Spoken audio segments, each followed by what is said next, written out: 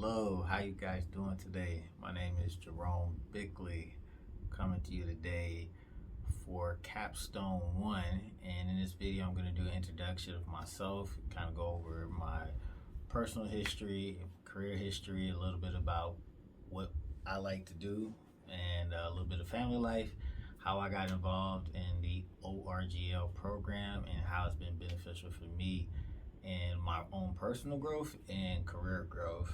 So first, we're going to start off with I'm born and raised in Houston, Texas. I'm from the south side of Houston, in a neighborhood called 3rd Ward.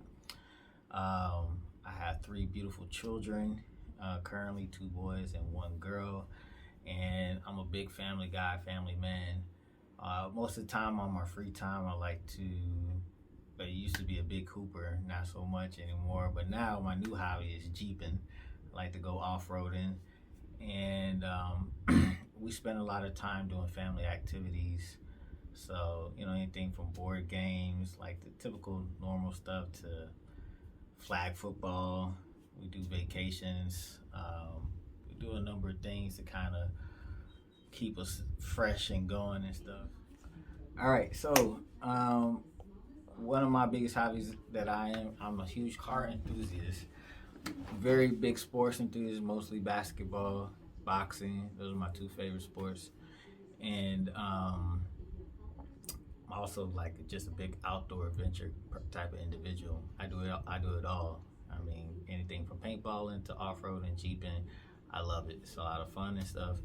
And it's in a company atmosphere, organizations, because they're like good team building exercises, especially when you do paintballing.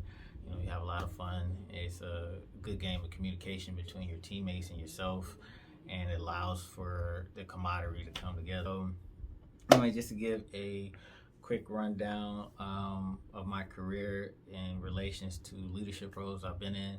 The most recent one, I worked at a company called Autoclore. They're originally started in New Orleans back in, I believe, 1955. They are a company that does specialize in commercial dishwashers and laundry services for numerous types of businesses, healthcare industry, such as hospitals, nursing homes, things of that nature. And so my position there, I was a sales and service representative, and I worked with a team of about 15 individuals in the North Houston branch. And my role there was, it was multiple things. I acted as an account manager, as well as a representative of the company to our clients and our customers. And from a leadership perspective, that position requires quite a bit of accountability and ownership, because you're working out in the field, and you're interacting with anywhere from 10 to 20 customers and clients per day. And your company, the company I worked for, we want to provide the best service possible, because that was the model that we strive for. We were providing the service to our customers and our clients, and that required quite a bit of involvement as far as your skill set. So you can kind of relate that to from the organizational leadership classes. So speaking on my work history experience with Amazon and Autoclore, I like to go further into my experience with Amazon. At Amazon, it was a opportunity for me to learn and to implement some of the techniques that I was learning in my organizational leadership courses. At Amazon, my position there was a process assistant or an assistant manager. And this gave me an opportunity not only to work with some great people in the team atmosphere, but it also opened my perspective and my world to what leadership was and what leadership can be. Amazon exudes quite a few intriguing leadership principles. One of their mottos there was that anybody can be a leader. There was no such thing as a title that defined a leader. And I really took that to heart, because I wanted to own what I was doing, and I wanted to be of service to the individuals there that I was working with in that team atmosphere. So going into that, when I was in my organizational leadership classes while I was working as a process assistant, one of the biggest factors in that position was we had a lot of data-driven metrics that were influencing a lot of the choice and decisions that we make, not only in the moment, but how we will plan out our shifts.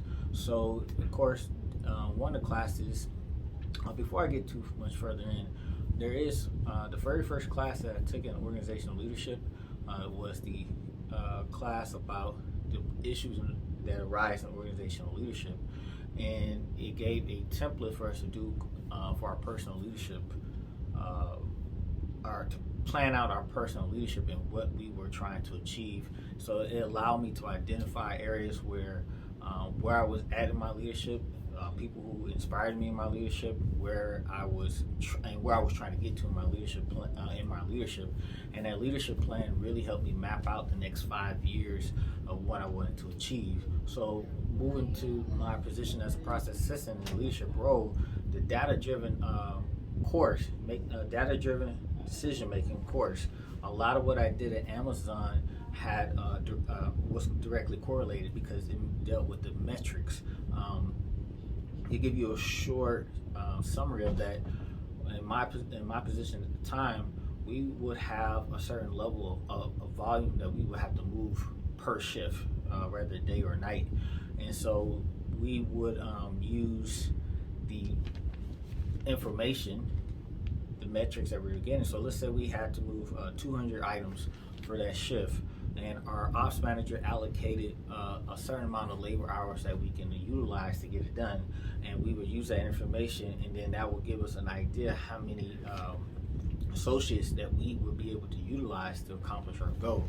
We had a benchmark. Our associates were rated by, in order to rate their productivity, they had to reach a certain number that measures, a metric to measure what they were doing per hour. So let's say they were packing on the wall and they need to pack 220 units, or 220 items within that hour, and you have X amount of walls within the facility. Using this in the most simplistic way, using that information, we would say, okay, we have these 4 associates or these 5 associates whose pack rate, this is their average pack rate for the past 10 days, or this has been a pack rate. This is what their medium average is, and this is what the volume we have coming in. This is what we can expect to be pushed out the wall. And with that information, we were able to not manipulate, but to alter what we were trying to accomplish. Because if we ran into, you're going to run into problems and challenges, situations, we can make a game plan if we had unexpected attrition, or if we had an issue with mechanical failures. We were able to plan accordingly so we could have a buffer zone, and that a lot of that was due to the fact that we were collecting the data and using that data for the purpose of getting our numbers correct. Another thing in my organizational leadership classes that I was learning, one of my favorite individuals I came across was David Coleman. He was a psychologist and an author who coined the term emotional intelligence, and this by far stuck out in my mind because the concept of it really drove home for me, not only as a leader but as somebody that worked in trying to be of service to not only the customer, but be a service to the people that were reporting to me, and also trying to be a service to the people that I was reporting to. So one of the biggest things about emotional intelligence is not rated off of your IQ, as we know. It's about 4 main things: self-awareness, self-management, empathy, and social skills. Those are the biggest things. My time spent at Amazon allowed me to forge new bonds. Not only that, but I learned a tremendous amount of teamwork, leadership principles, the Amazon, and through the organizational leadership class one of my favorite hobbies that I spoke earlier about was paintball, and I made a suggestion to my leaders, superiors at the time, about, hey, let's go ahead and do a paintball session together to help build a team chemistry and camaraderie, because you're more likely to do something for a friend than to do something just for your work colleague. And that really allowed us to forge the bonds there, and that helped me in my progression there in that leadership role. I know as I was going through my organizational classes and working there, as I said earlier, another aspect of what I've gotten from organizational class that I was able to translate there in my leadership role was transformational leadership. We talked about transformational leadership in different aspects. We talked about situational leadership, we talked about transaction leadership, and transformational leadership really exudes part of my personality and some of my characteristics, traits, but I try to amplify them and develop new skill sets. And one of the things I loved about transformational leadership was the ability to inspire, the being charismatic, forging those bonds with the people you were working with. So that in itself and that experience really helped elevate me.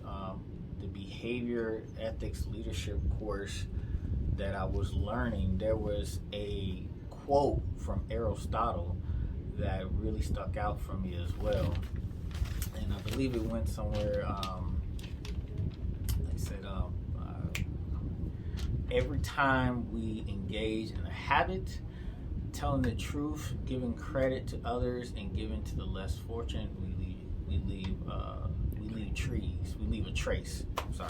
And so in that, we plant positive seeds that can grow, and you plant those positive seeds, and then you nurture those seeds, and they grow into bearing positive fruit. And so in all my time with Amazon and with Autoclore and studying in the organizational courses and classes, this has helped me in my transition.